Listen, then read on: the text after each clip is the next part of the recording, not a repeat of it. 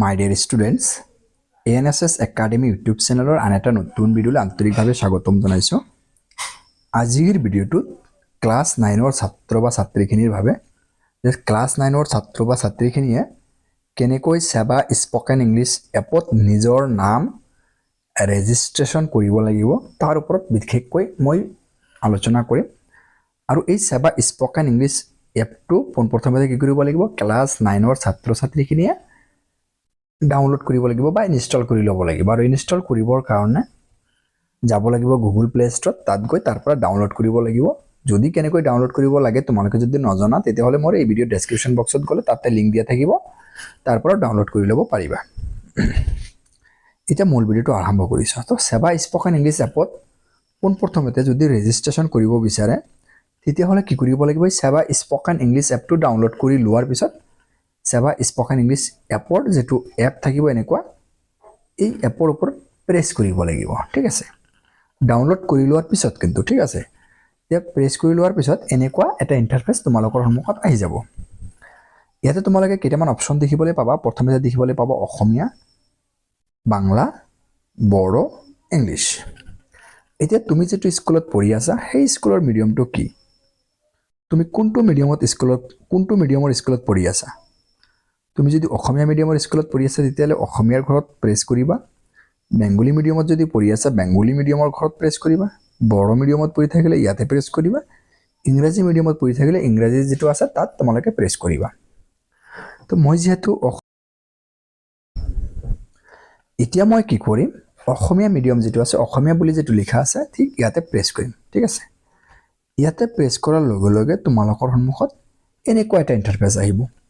এনেকুৱা ইণ্টাৰফেচ আহি যাব। ইয়াতে কি কৰিব লাগিব, sign in using user name, আৰু এটা তলত আছে sign in using registration number. তোমালোকে দেখিবলৈ পাইছা sign in using user name আৰু sign in using registration number. তো এতিয়া কথা হ'ল তোমালোকৰ এটা ইউজাৰ নেম আছে যেটো তোমালোকৰ বিদ্যালয়ৰ পৰা প্ৰধান শিক্ষকে হওক বা তোমালোকৰ ইংৰাজী বিষয়ৰ ছাৰৰ পৰাই হওক, হয় প্ৰধান শিক্ষকৰ পৰা নহলে তোমালোকৰ ইংৰাজী বিষয়ৰ ছাৰৰ পৰা তোমালোকৰ নিজৰ ইউজাৰ নেমটো তোমালোকে সংগ্ৰহ কৰিব লাগিব। তোমালোকে ইউজাৰ নেমটো ল'ব লাগিব। আৰু নহলে তোমালোকে কি কৰিব পাৰিবা, তোমালোকৰ 9ৰ যেটো ৰেজিষ্ট্ৰেশ্যন হ'ল সেই ৰেজিষ্ট্ৰেশ্যন নাম্বাৰ দি তোমালোকে সাইন ইন কৰিব পাৰিবা। মই তোমালোকক সাজেষ্ট কৰিম তোমালোকে বিদ্যালয়ৰ পৰা তোমালোকৰ ইউজাৰ নাম আছে সেই ইউজাৰ নামটো তোমালোকে সংগ্ৰহ কৰি ল'বা। এতিয়া ইউজাৰ নেম সংগ্ৰহ কৰি লোৱাৰ পিছত তোমালোকে সাইন ইন ইউজিং ইউজাৰ নেমত তোমালোকে ক্লিক কৰিবা। ঠিক আছে, আৰু যদি তোমালোকে ইউজাৰ নেম নাই তেতিয়াহ'লে সাইন ইন ইউজিং ৰেজিষ্ট্ৰেশ্যন নাম্বাৰত তোমালোকে প্ৰেছ কৰি তোমালোকে ৰেজিষ্ট্ৰেশ্যন কৰিব পাৰিবা। মই কিন্তু কি কৰিম, sign in using user name দি কেনেকৈ ৰেজিষ্ট্ৰেশ্যন কৰিব পৰা যায় সেই বিষয়ে আলোচনা কৰিম। অ'কে, এতিয়া তোমালোকে sign in using user name ইয়াতে প্ৰেছ কৰাৰ লগে লগে তোমালোকৰ সন্মুখত এনেকুৱা এটা ইণ্টাৰফেচ আহিব।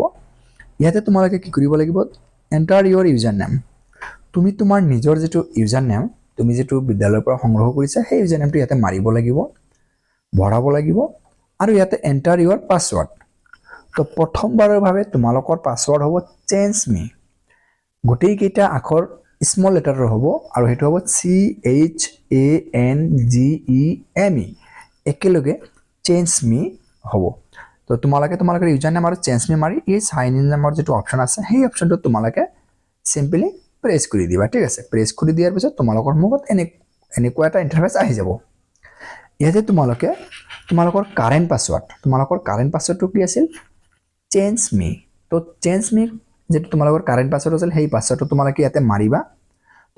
মানে কি কৰিব লাগিব, ইয়াতে তোমালোকৰ পাছৱৰ্ডটো নতুনকৈ পাছৱৰ্ড এটা সেট কৰিব লাগিব।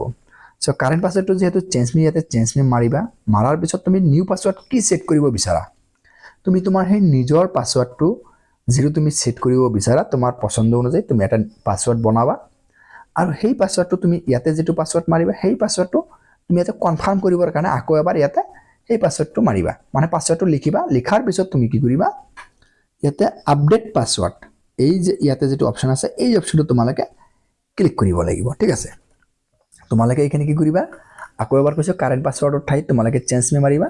তাৰপিছত নতুনকৈ তুমি তোমাৰ সুবিধামতে এটা পাছৱৰ্ড মানে বনাবা আৰু সেই পাছৱৰ্ডটো তুমি ইয়াতে আকৌ মাৰিবা। ঠিক আছে, তো মাৰাৰ পিছত তুমি কি কৰিবা, ইয়াতে যেতিয়া ক্লিক কৰিবা, ক্লিক কৰাৰ লগে লগে তোমালোকৰ সন্মুখত এনেকুৱা এটা ইণ্টাৰফেচ আহি যাব। সিলেক্ট ইউৰ এভাটাৰ। তুমি ইয়াৰ পৰা কি কৰিব লাগিব, তোমাৰ যি পছন্দ অনুযায়ী তুমি এটা এভাটাৰ ইয়াতে বহুত ছবি আছে ইয়াৰ পৰা তুমি এটা চুজ কৰিব লাগিব ধৰা তুমি এইটো চুজ কৰিব বিচাৰিছা তুমি ইয়াতে প্ৰেছ কৰিব লাগিব ইয়াতে প্ৰেছ কৰাৰ পিছত তুমি সিম্পলি ইয়াতে কন্টিনিউত প্ৰেছ কৰিব লাগিব ঠিক আছে যিকোনো এটা এবাৰ সিলেক্ট কৰিবা ধৰা এইটো সিলেক্ট কৰিলা কৰাৰ পিছত তুমি কন্টিনিউত প্ৰেছ কৰিবা ঠিক আছে কন্টিনিউত তুমি প্ৰেছ কৰাৰ লগে লগে এনেকুৱা এটা ইন্টাৰফেস আহি যাব ঠিক আছে ইয়াতে তোমালোকে দেখিবলৈ যে প্লে ৰিসেট কন্টিনিউ তো তুমি এইটো ইয়াতে প্ৰেছ কৰি ইফালেও আনিব পাৰিবা এইটো প্ৰেছ কৰি ইফালেও আনিব পাৰিবা তাৰমানে তুমি এইটো যেটো স্পিড লেভেলটো তুমি বঢ়াব পাৰিবা কমাব পাৰিবা তোমাৰ সুবিধামতে স্পিড লেভেলটো ৰাখি তাৰ পিছত তুমি প্লে কৰি চাবা ঠিক আছে প্লে কৰি চোৱাৰ পিছত তাৰ পিছত তুমি এই কন্টিনিউ নামৰ যেটো অপচন তোমালোকে দেখিবলৈ পাইছা এই কন্টিনিউ নামৰ অপচনত ক্লিক কৰিবা তো কন্টিনিউ নামৰ অপচনত ক্লিক কৰাৰ লগে লগে এনেকুৱা এটা ইন্টাৰফেস আহি যাব আৰু ইয়াতে তোমালোকে দেখিবলৈ পাবা ইয়েস শো মাই স্কোৰ ইয়াতে তোমালোকে প্ৰেছ কৰিবা শো মাই স্কোৰ ইয়েস শো মাই স্কোৰ ইয়াতে প্ৰেছ কৰাৰ লগে লগে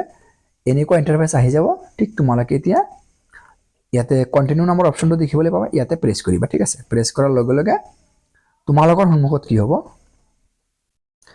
এনেকুৱাকৈ তোমালোকৰ এপটো খুলি যাব ঠিক আছে খুলি যোৱাৰ পিছত তোমালোকৰ ইয়াতে তোমালোকৰ নাম থাকিব তাৰ পিছত তোমালোকৰ এনেকৈ লেভেল বিলাক আহি থাকিব এনেকুৱা তোমালোকে ইয়াতে তোমালোকৰ টোটাল 25টা লেভেল থাকিব ক্লাস 9 ৰ কাৰণে ঠিক আছে এই 25টা লেভেল লৈকে তোমালোকে কি কৰিব লাগিব এই বলাক লেভেল 1 ৰ পৰা লেভেল 25 লৈকে তোমালোকে এটা লেভেল তোমালোকে কমপ্লিট কৰিব লাগিব ঠিক আছে এই লেভেল বিলাকত তোমালোকে প্ৰেছ কৰিবা প্ৰেছ কৰি লেভেল 1 ৰ পৰা 25টা লেভেল কমপ্লিট কৰিব লাগিব আৰু লেভেল 1 ৰ পৰা লেভেল 25 লৈকে যিমান কেইটা লেভেল আছে সেই লেভেল কেইটা তোমালোকে কেনেকৈ কমপ্লিট কৰিবা বা কেনেকৈ হেবিলাক মানে শুদ্ধকৈ কৰিব লাগিব তাৰ ওপৰত মোৰ ভিডিও আছে লেভেল 1 ৰ পৰা লেভেল 25 লৈকে মোৰ ভিডিও আছে আৰু সেই ভিডিও বিলাকৰ লিংক মোৰ এই ভিডিওৰ ডেসক্ৰিপচন বক্সত দিয়া থাকিব তোমালোকে মোৰ এই ভিডিওৰ ডেসক্ৰিপচন বক্সত যাবা আৰু সেই ভিডিও কিটা চাই লবা ঠিক আছে এতিয়া তোমালোকক মানে মই ধন্যবাদ জ্ঞাপন কৰিছো কাৰণ তোমালোকে ভিডিওটো প্ৰথমৰ পৰা একেলগে চাইছা আৰু মই ভাবিছো তোমালোকৰ যদি কিবা উপকাৰ হৈছে তেতিয়া হলে তোমালোকে